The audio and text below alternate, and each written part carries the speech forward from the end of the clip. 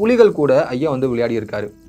அதாவது இந்த ஈசானிய மூலை இருக்குல்ல, இந்த ஈசானிய லிங்கம் இருக்கிற அந்த திசையில வந்து பார்த்தீங்கன்னா, அந்த காலத்தில ரொம்பவே அடர்ந்த வனப்பகுதியா இருந்திருக்கு. அந்த வனப்பகுதியில நெறைய புலிகள், கரடிகள் இந்த மாரிலாம் நெறைய வனவிலங்குகள்லாம் இருந்திருக்கு.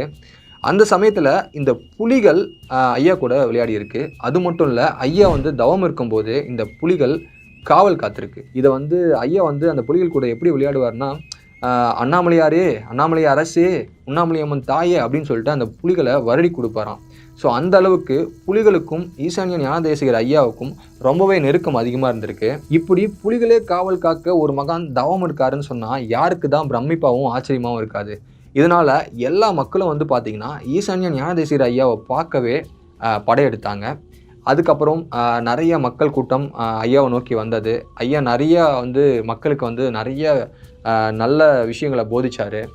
அந்த சமயத்துலாம் வந்து பார்த்திங்கன்னா அந்த புலிகள் வந்து மக்கள் வரும்போது அங்கே நிற்கும்போது மக்கள் பயந்தாங்களாம். ஸோ அதனாலேயே வந்து அந்த புலிகள் கிட்ட அண்ணாமலை அரசே, அண்ணாமலையாரே கொஞ்சம் விலகி இருங்க அப்படின்னு சொன்ன உடனே அந்த புலிகளும் போயிட்டு மறைஞ்சிருமா காட்டில். அதுக்கப்புறம் இவங்க எல்லாம் அந்த பக்தர்கள்லாம் போனதுக்கப்புறம் திரும்பவும் அந்த புலிகள் வருமா. ஸோ அந்த அளவுக்கு அந்த புலிகள் கூட ஐயா வந்து மிக நெருக்கமாக இருந்திருக்காரு. புலிகள் எப்பவுமே அவர் கூட வந்து ஒரு பாதுகாவலனாக இருந்திருக்கு. ஸோ அது வேறு யாரும் இல்லை, அது அண்ணாமலையாரும் உண்ணாமலை அம்மன் தாயும் தான் சொல்லிட்டு ஈசானிய ஐயா வந்து உணர்த்தி சொல்லியிருக்காரு. இப்படி ஐயாவுடைய புகழ் நாளுக்கு நாள் அதிகமாயிட்டே இருந்தது. ஐயாவுடைய பேர் எல்லா இடத்துலையும் பரவ ஆரம்பிச்சது. அந்த சமயம் ஆங்கிலேயருடைய ஆட்சி காலம். அந்த இடத்துல திருவண்ணாமலை அந்த ஜோனை வந்து ஐடந்துரை அப்படின்ற ஒரு கலெக்டர் வந்து ஆட்சி பண்ணிட்டு இருந்தார். இந்த ஐடந்துரைக்கு ரொம்ப நாளாகவே வந்து காச நோய் இருந்திருக்கு. அந்த காச நோய் வந்து எப்பயுமே வந்து சரியாகலையாம். நிறைய ட்ரீட்மெண்ட் பண்ணியிருக்காரு, ஆனால் சரியாகலை. இப்படி ஒரு மகான் இருக்கிறத கேள்விப்படுறாரு. ஸோ ஐயா வந்து பார்க்கணுன்ற ஒரு ஆவலில் ஐடந்துரை வராரு. வந்து ஈசானிய ஐயாவை தரிசிக்கிறாரு. அதுக்கப்புறம் ஐடந்துரைக்கு இருந்த காச நோயே வந்து காணாமல் போயிடுச்சு அப்படின்னு சொல்கிறாங்க.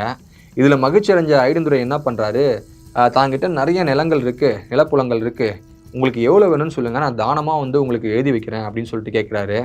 ஆனால் ஐயா வந்து, அதாவது ஈசானிய ஞானதேசிகர் ஐயா வந்து சிரிச்சுக்கிட்டே பின்னாடி ஒரு குடும்பஸ்தன் உட்காந்துருக்காரு 2 குழந்தையோட, அவருக்கு எல்லாத்தையும் எழுதி வை அப்படின்னு சொல்லிட்டு சொல்லவே ஐடந்துரை அவர்களும் வந்து அண்ணாமலையாருக்கு தானமாக நிறைய நிலங்களை வந்து எழுதி வச்சதாக சொல்லப்படுது.